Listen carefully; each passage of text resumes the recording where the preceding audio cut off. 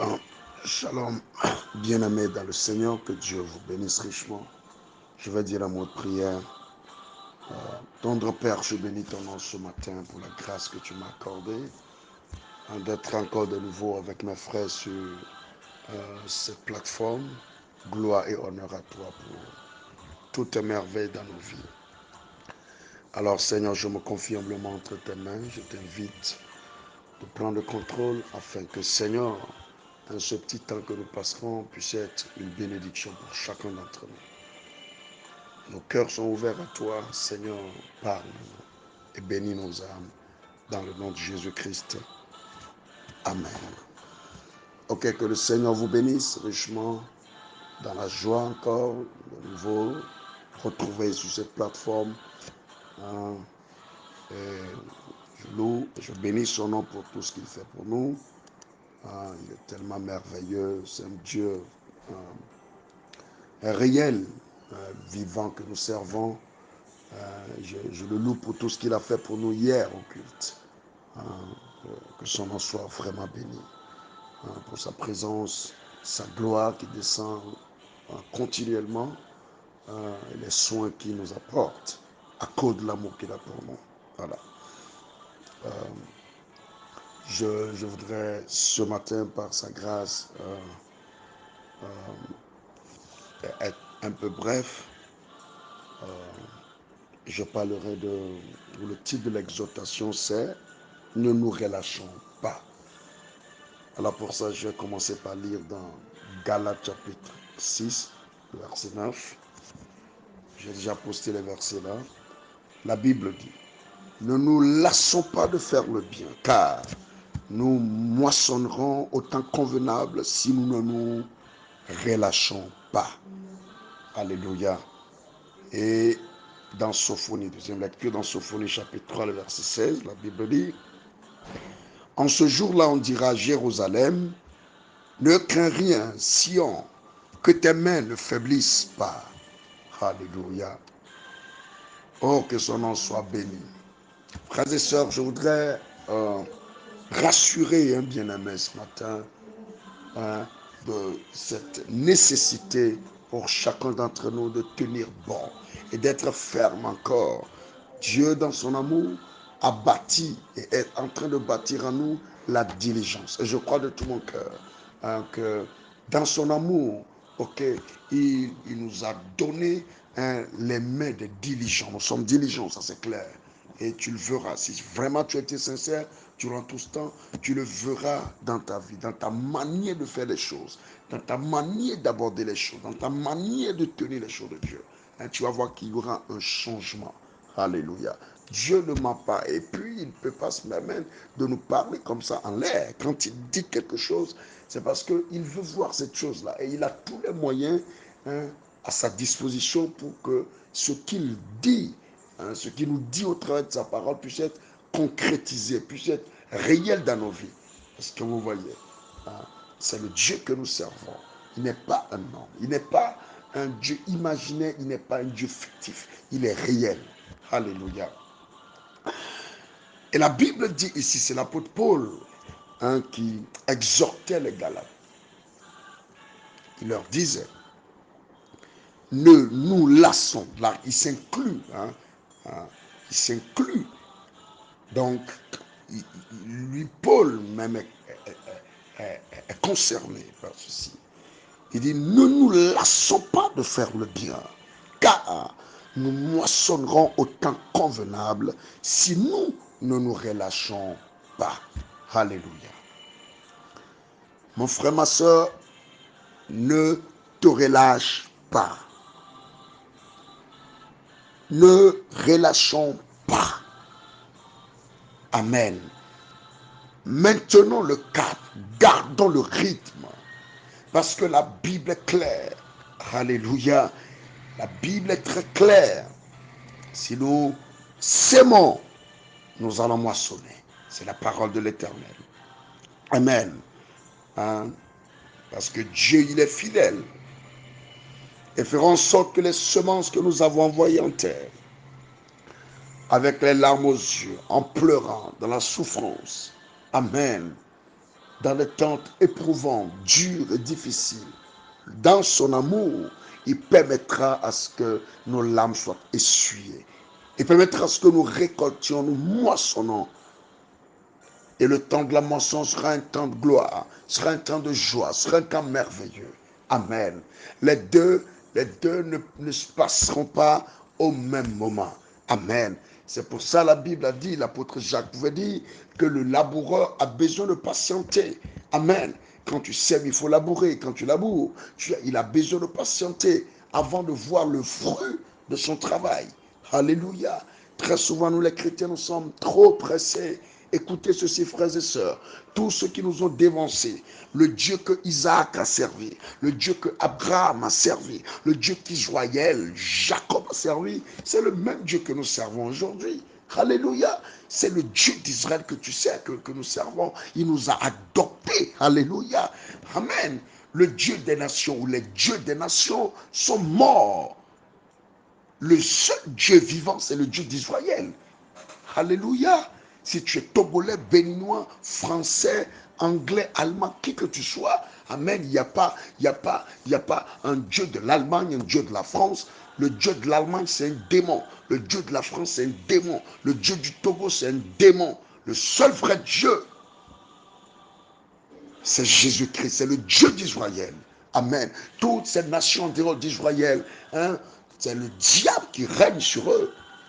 Et à l'intérieur de ces pays, il y a ceux et celles qui ont donné leur vie au Dieu d'Israël, qui ont été adoptés par le Dieu d'Israël. Alléluia.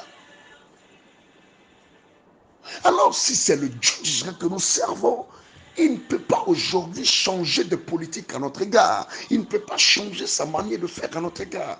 La façon dont il avait conduit nos pères, c'est ainsi qu'il nous conduit. Et il veut traiter avec nous. Abraham a patienté. Abraham n'a jamais relâché. Abraham n'a jamais baissé les bras. Alléluia. Il a tenu bon. Et c'est ça. Et c'est une des grandes faiblesses de l'Église en ces temps de la fin. Nous relâchons rapidement. Nous lâchons prise rapidement. Nous jetons l'éponge rapidement. Nous abandonnons rapidement.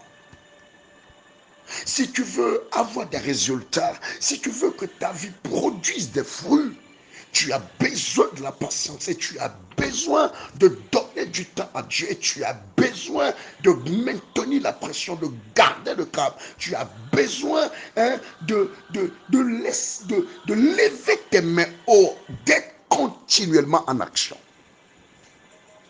Alléluia. Dieu du ciel est debout en ces temps de la fin. Et il est prêt à soutenir chaque homme et chaque femme qui décidera ne pas jeter l'éponge, ne pas relâcher et qui décidera maintenir le cap. Dieu est prêt à le soutenir et à le bénir. Car nous sommes dans un âge de lâche. Nous sommes dans un âge de tiède et de froid. Vous connaissez tous les caractéristiques de cet âge mauvais dans lequel nous sommes. Des gens qui commencent bien et après un petit temps, ils jettent l'éponge, on ne sait même pas ce qui s'est passé. Alléluia. Mais nous sommes appelés à pouvoir garder le rythme, la diligence qu'il nous a donnée. Amen. Nous devons continuer là-dedans, persévérer là-dedans. Amen. Et comme il nous le disait lors de l'enseignement, dans la diligence, il y a une composante persévérance. Quand quelqu'un est diligent dans son travail, il persévère dans ce travail-là. Parce que c'est une décision qu'il a prise de bien faire ce travail, de le faire correctement, de l'achever et de voir des résultats. Amen. Supposons que Néhémie et ses frères ont baissé la garde, ont baissé les bras. Est-ce que les murailles seront rétablies, restaurées, rebâties? Ce n'est pas possible. Amen. Il était vigilant. Quand on lui tendait ce piège, on lui demandait de descendre la muraille, de venir dans la vallée de Non. Il a refusé, il n'avait pas du temps. Il dit, j'ai un grand ouvrage à exécuter. Amen. Pas de temps à perdre. Occupé. temps occupés à faire ce que le Seigneur nous a confié de faire, décidés, occupés à remplir correctement notre part contrat, en sachant que celui avec qui nous sommes en partenariat, celui avec qui nous sommes en train de traiter, il est fidèle. Quand il dit quelque chose, il le fait toujours. Amen. Il n'échoue jamais. C'est pour ça qu'il a dit à Jérusalem, ne crains rien, Sion, que tes mains ne faiblissent pas. Et je veux que ces mots puissent aller vers le cœur d'un bien-aimé. Que tes mains ne faiblissent pas, frère et sœur. Que tes mains ne faiblissent pas, bien-aimé. Garde tes mains haut. Garde tes mains levées. C'est l'heure, c'est le moment. Nous avons besoin de montrer notre diligence jusqu'à la fin. La Bible déclare, sois fidèle jusqu'à la mort. C'est là que tu recevras la couronne. On ne peut pas couronner tant qu'on n'est pas arrivé à la fin. C'est pour ça, hier, par la grâce de Dieu, nous avons vu comment est-ce que Ruth était debout jusqu'au soir. Elle travaillait jusqu'au soir, du matin jusqu'au soir. Amen. Et la Bible nous a dit encore qu'elle a glané jusqu'à la fin de la moisson. Elle ne s'est pas arrêtée. Elle ne s'est pas arrêtée un seul instant. Elle n'a pas changé de camp, changé de champ. Elle est restée dans le même champ jusqu'à la fin. Le désir de mon cœur, c'est de rester dans le champ de Boaz. Rester dans le message du temps de la fin. Continuez par glaner. Continuez par tenir bon. Continuez par user de diligence dans tout ce qu'il m'a dit de faire. Dans tout ce qu'il m'a confié. Continuez par montrer, user de diligence. En glanant. Alléluia. Mes amis, c'est clair. La Bible dit que car nous moissonnera au temps convenable. N'est-ce pas que dans Ecclésiaste 3, il est dit qu'il y a un temps pour toutes choses sous les cieux? Nous le savons. Amen. Sous les cieux, il y a un temps pour chaque chose. Il y a une saison dédiée, une saison appropriée pour chaque chose. Le Dieu d'ordre et de paix qui a créé cet univers, qui a créé toutes choses, a agencé tout dans un ordre génial. Et il sait qu'il y a un temps pour s'aimer et il y a un temps pour moissonner. La Bible déclare que nous moissonnerons au temps convenable. Tous tes efforts, tout ce que tu fais pour la cause du Seigneur, pour que le nom du Seigneur soit élevé, glorifié, laisse-moi te dire, et ça c'est la vérité au nom de Jésus, tu moissonneras au temps convenable. N'oubliez pas, avant que Paul ne dise ce verset, amen, le verset qui a précédé, c'est un verset que nous n'aimons pas trop, amen, c'est là où Paul a dit, la façon, la bonne manière de s'aimer, amen. Je suis en train de regarder Paul dit ici, il dit, le verset 8, Paul dit, d'abord à partir du verset 7, il dit, ne vous y trompez pas car on ne se moque pas de Dieu. Ce qu'un homme aura sémé, il le moissonnera. Amen. Tout ce que tu sèmes, tu vas le moissonner, ça c'est clair. Alléluia. Tout ce qu'un homme sème, il le moissonne. Et la Bible continue de dire. Le verset 8, celui qui sème pour sa chair moissonnera de la chair la corruption. Mais celui qui sème pour l'esprit moissonnera de l'esprit la vie éternelle. Ça c'est une autre chose. Alléluia. Et je crois de tout mon cœur que nous sommes nés de l'Esprit de Dieu pour s'aimer. Amen. Selon l'Esprit, pas pour la chair. Car nous savons que la corruption n'est pas notre portion, n'est pas notre part. Nous avons eu en partage le lot qui était échu au sein dans la lumière. Ce n'est pas un lot corruptible, c'est un lot incorruptible. Semons pour l'Esprit. Et nous moissonnerons les choses éternelles de Dieu, la vie éternelle de Dieu. Alléluia. Parce que ce que nous sémons, nous devons le moissonner. Et il y a un temps convenable pour le moissonner. C'est pourquoi toi qui t'es engagé, peut-être que hier au culte, tu as pris de bonnes décisions. Hier au culte, tu as pris des résolutions fermes. à pouvoir t'engager encore pour le Seigneur, à le servir avec loyauté, dans la droiture et avec honnêteté. Tu as décidé encore, faire montre d'engagement total, d'empressement et de promptitude.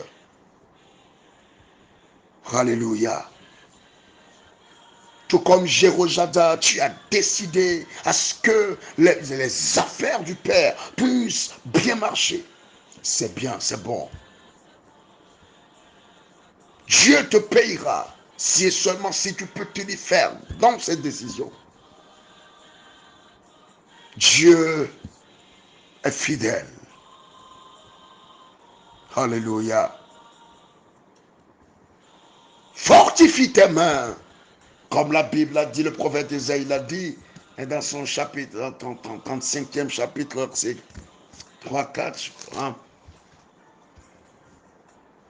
Criez, fortifiez vos mains languissantes.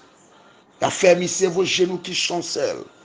Ce n'est pas le moment pour que tes genoux chancellent, que tes genoux soient fermes. Et laisse à ce que tes mains languissantes puissent reprendre la vigueur et travail. Que la grâce de Dieu ne soit pas vaine dans ta vie. Travaille. Ne nous relâchons pas. Quelles que soient les critiques, quelle que soit l'opposition, quelles que soient les flèches de l'ennemi, ne nous relâchons pas. Alléluia. La Bible dit dans Jérémie chapitre 31, ils viennent en pleurant et je les conduis au milieu de leurs supplications. Je les mène vers les torrents d'eau par un chemin uni où ils ne chancellent pas. Ça, ce sont les promesses pour tous ceux qui ne baisseront pas les bras. Et il dit, car je suis un père pour Israël. Il est ton père. Alléluia. Il est ton père, il t'amènera, il te mènera vers les torrents d'eau. Il te rassasiera, prendra soin de toi. Mais c'est l'heure d'être debout. Comme Ruth, sois debout dans le champ du maître. Alléluia. La Bible déclare que les rachetés de l'Éternel retourneront. Ils iront à Sion avec des chants de triomphe. Et une joie éternelle couronnera leur tête. L'allégresse et la joie s'approcheront. La douleur et les gémissements s'enfuiront. La douleur, les gémissements, les pleurs, les souffrances, ce n'est que pour un temps. Bientôt, ça va changer. Alors, pourquoi baisser les bras? Pourquoi relâcher? Quelqu'un ne veut pas t'aimer, toi aime. Ne te relâche pas. N'arrête pas de faire le bien. Les gens te trahissent, te font des coups bas. Ne deviens pas malhonnête à cause des gens. Non. Ta nature, c'est celle de Christ. Vis la vie de Dieu et continue par le faire jusqu'à la fin. Et tu verras. Ta récompense sera grande. C'est lui-même qui couronnera ta tête d'allégresse, de gloire. Que Dieu bénisse quelqu'un. Merci Seigneur Jésus pour la grâce que tu nous as accordée ce matin. Je bénis ton nom Seigneur Dieu. Gloire et honneur à toi Seigneur Jésus. Tu nous aimes et tu veux que nous puissions garder le rythme que tu nous as imposé. Seigneur, assiste ton peuple, tes enfants, soutiens chacun et aide-nous Seigneur à comprendre ceci. Et à pouvoir Seigneur Dieu garder nos mains hautes et ne pas se relâcher. Bénis la semaine, soutiens chacun. Au nom de Jésus-Christ. Amen. Maranatha, Jésus revient bientôt. Il vous aime, je vous aime. Shalom.